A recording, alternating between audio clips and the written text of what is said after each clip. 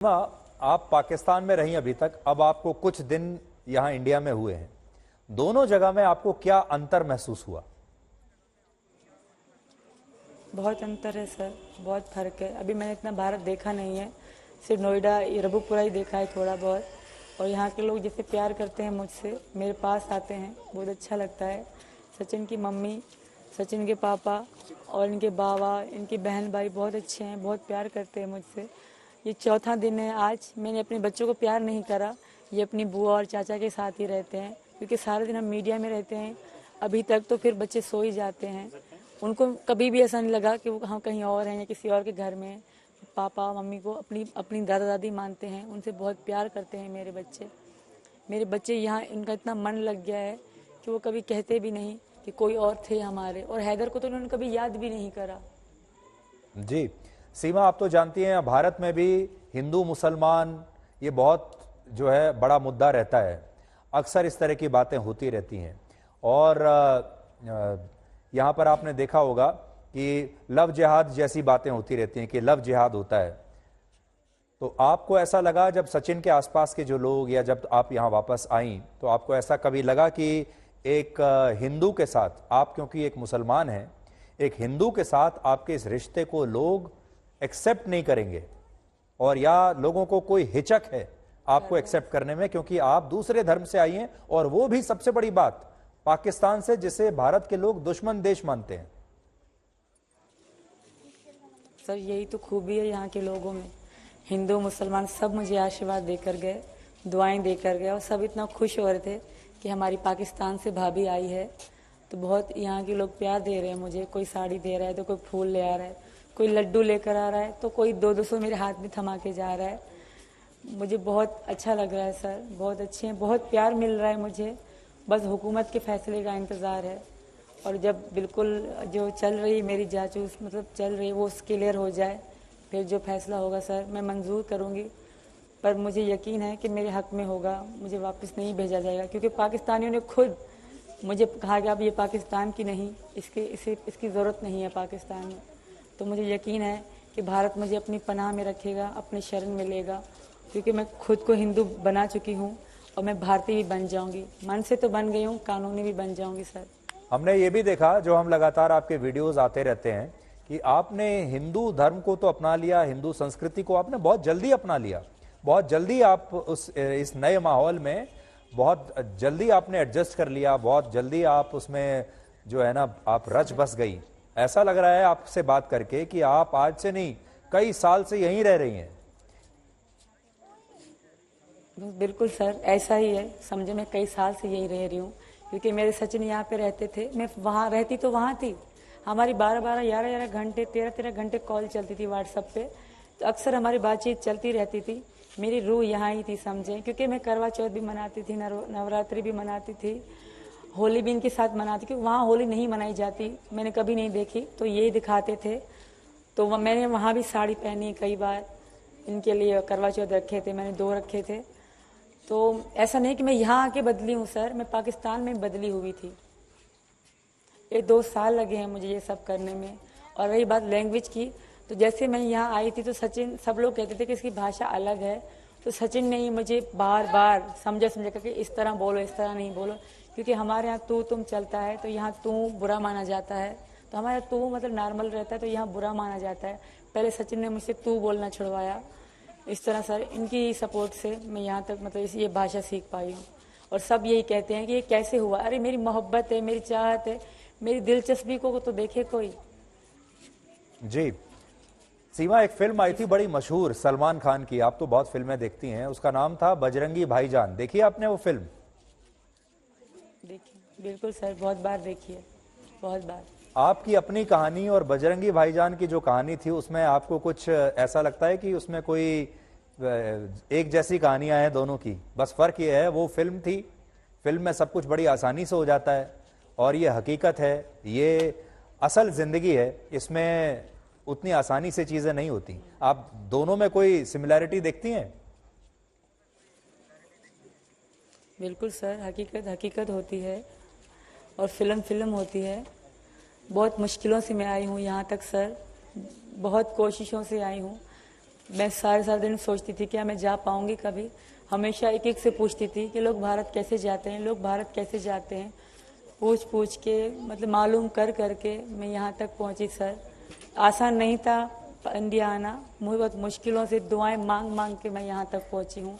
इसलिए मुझे वापस जाना बहुत मुश्किल लग रहा है, क्योंकि मैं सचिन को छोड़ के जाना नहीं चाहती सर। मैं बहुत मुश्किल, बहुत दुख देख के यहाँ आई हूँ सर, और पीछे मेरे लिए कुछ भी नहीं है जिसके लिए मुझे वापस जाना चाहिए सर।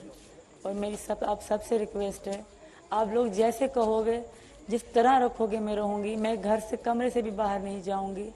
जो भी मेरे लिए रूल रखा जाएगा वो हर मानूंगी, पर मुझे यहाँ से वापस न भेजा जाए। सीमा, एक और बात जो है जो अचंभे में डालती है लोगों को, और इसीलिए लोगों को आपके ऊपर शक भी होता है। एक 5वीं क्लास लड़की पहले तो अपना पासपोर्ट बनवाती है, उसके बाद कराची से फ्लाइट लेके शारजाह होते हुए, नेपाल होते हुए, अकेले अपने 4 बच्चों के साथ इंडिया आ जाती है। ऐसी लड़की जो इससे पहले कभी बाहर, अपने घर से बाहर ना निकली हो, बहुत ज्यादा पढ़ी लिखी भी ना हो, कैसे आई आप? और आपको ये डर नहीं लगा कि बीच में कहीं आप पकड़ी जा सकती हैं? किसी भी बॉर्डर पर आपको पकड़ा जा सकता है, और अगर आप पकड़ी गई तो ना पाकिस्तान वापस जा पाएंगी और ना हिंदुस्तान पहुंच पाएंगी। कैसे किया आपने ये?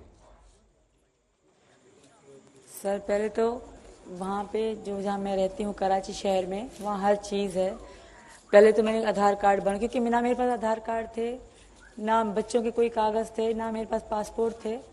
जब मैंने सचिन के पास आने का सोचा, हमारी मुलाकात का सोचा मैंने, तो सबसे पहले मैंने आधार कार्ड के लिए बनवाया। आधार कार्ड के बाद पासपोर्ट बनवाए। वहाँ सब ऑफिसें हैं ऐसे, जिससे आधार कार्ड बनवाया तो उससे पूछा भैया पासपोर्ट कहाँ बनेंगे, यहाँ बेफाम कहाँ बनेंगे, यहाँ यूनियन काउंसिल वाले ऑफिस कहाँ हैं जहाँ ये बनते हैं कोई सर्टिफिकेट, वो काम ऐसे पूछ पूछ के सर मैंने किया है। कोई इतनी, वाकई मेरी तालीम इतनी नहीं है। लोगों ने हेल्प बहुत करी, जैसे मुझे लिखना नहीं आता था उन्होंने मुझे लिख कर दिया, फॉर्म भर के दिए। बहुत मुश्किलों से ऐसा हुआ। और रही बात यहाँ तक आने की, तो नेपाल तक का मेरे पास वीज़ा भी था, पासपोर्ट भी था, टिकट भी थी सर। और ये दुबई लोग कह रहे हैं कि दुबई में मैं उतरी थी, कहीं मैं और गई नहीं, मैं दुबई के एयरपोर्ट में उतरी, फिर दूसरे जहाज़ में बैठ के मैं खटमंडू आई थी। लोग कह रहे हैं कि दुबई गई, ऐसा हुआ, ऐसा वैसा नहीं था, क्योंकि पाकिस्तान से सीधा नेपाल जहाज़ नहीं उड़ते, तो इसलिए ऐसा मुझे दुबई से यहाँ खटमंडू आना पड़ा। और सिर्फ एक ही था नेपाल और भारत का बॉर्डर, जहाँ पे मेरे पास वो कागज़ नहीं थे, पर सचिन मेरे पास थे। तो सचिन ने, जब हमने टिकट कराई तो इनकी उनसे बस वाले से बात करवाई, तो इन्होंने कहा कि मेरे बच्चे आ रहे हैं तो आप इनका ध्यान रखिएगा, और इन्होंने मेरी उनसे बात करी, तभी मैं सर आ पाई। जी, आपसे यहाँ, क्योंकि भारत में पाकिस्तान का हाई कमीशन भी है, पाकिस्तान का दूतावास यहाँ पर है, पाकिस्तान के जो हाई कमिश्नर है वो यहाँ बैठते हैं, और पाकिस्तान की अलग अलग एजेंसी हैं। किसी ने आपसे कांटेक्ट करने की कोशिश नहीं की? नहीं सर, कभी भी किसी की कांटेक्ट कोशिश करने की नहीं की। एक मेरे बाहर मेरे बहन की कॉल आई थी, जो सचिन का पुराना नंबर था, जो मेरे दोस्तों के पास था, तो वो इससे पूछ रही थी कि सीमा का पता है, सीमा का पता है। तो इन्होंने कोई बात नहीं करी, चुप रहे। उसके बाद उसने कॉल काट दी। फिर एक बार मेरे भैया की भी कॉल आई थी इनके पास, इन्होंने बात करी, वो पूछ रहे हैं सीमा का पता नहीं पड़ रहा, नेपाल गई है, मतलब दुबई से नेपाल गई है। इनसे पूछा कि तुमको पता है, इन्होंने इनकार कर दिया कि मुझे पता नहीं है। उसके बाद उस सिम में हमने रिचार्ज करना छोड़ दिया, तो कॉल आना बंद हो गई। मेरे भैया को मेरी चिंता थी, मेरी बहनों को थी, पर हैदर को नहीं थी, जो आज वहाँ दावा कर रहे हैं बैठ के कि 2 महीने तक उन्होंने वो मेरा पता भी ना पूछा कि कहाँ है कहाँ नहीं है। अब जाके वो कह रहे हैं मेरे बच्चे दे दो, मेरे बच्चे दे दो। ऐसा नहीं होता सर। अच्छा, आखिरी सवाल अब आपसे हमारा ये है, आजकल आप पूरे दिन में कितने इंटरव्यूज दे रही हैं? और इतने सारे इंटरव्यूज देते हुए आपको ये हैरानी नहीं होती कि अचानक आपके जीवन में इतना बड़ा बदलाव कैसे आ गया? होती है सर, बोल बोल के। अभी मेरा गला सही नहीं है, इतना बुलवाते हैं, कोई कहाँ से कोई कहाँ से, कभी लड़ पड़ते हैं, कभी शोर मचाते हैं, तो तबीयत खराब हो जाती है सर। तो मैं तो चाहूँगी मीडिया वाले कम आए, अगर आए तो एक एक करके आए, क्योंकि एक साथ जब ऊपर आ जाते हैं तो पागल सर। एक तो गर्मी लगती है, छोटा घर है हमारा, ऊपर से घुटन होती है सर, तो बहुत डिस्टर्ब रहते हैं हम। खाना खाने का समय भी नहीं मिलता, ना बच्चों के नहलाने का समय मिलता है। सुबह 8 बजे ही आ जाते हैं, शाम के 8-9 बजे तक सर। अपने आप को टीवी पर देखकर कैसा लगता है आपको? अभी ना अच्छा लगता है ना बुरा। जब तक बिल्कुल सब कुछ क्लियर नहीं हो जाता, तब तक मुझे ना अच्छा लगता है ना बुरा। लोग बुरे भी सवाल करते हैं सर, लोग अच्छे भी सवाल करते हैं सर। किसी के सवाल से मुझे दुख भी पहुंचता है, फिर रोना भी आता है सर। फिर मैं खुद को कहती हूँ नहीं, मुझे रोना नहीं है। जब सच सामने आएगा, जो मेरे बारे में गलत बोल रहे हैं उनको एहसास होगा। मैंने अपना क्राइम माना है सर, मेरी गलती बगैर वीज़ा आना है, क्योंकि मैं इनके प्यार में थी। मेरा वहाँ कुछ भी नहीं था खोने को, मेरा छोटा सा घर था, मैं बेच के वो चली आई सर।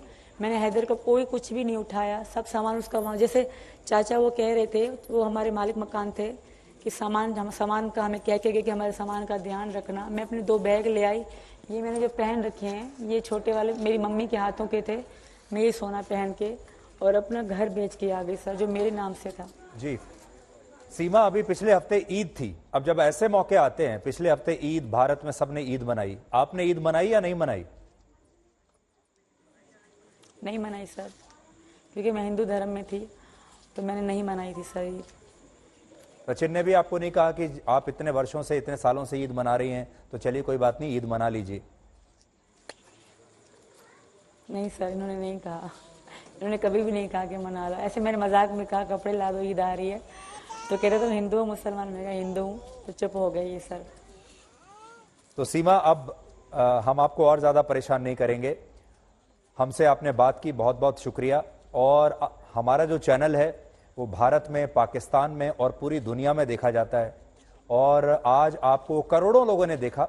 आपकी बात, आपकी जो मोहब्बत की दास्तान है, ये करोड़ों लोगों ने सुनी है। भारत में भी घर घर में आपके बारे में चर्चा हो रही है, और लोगों को आपके मन में क्या है, आपकी पूरी कहानी क्या है, आप दिल से क्या कहना चाहती हैं, वो आपको, आप सब लोगों को बता पाई।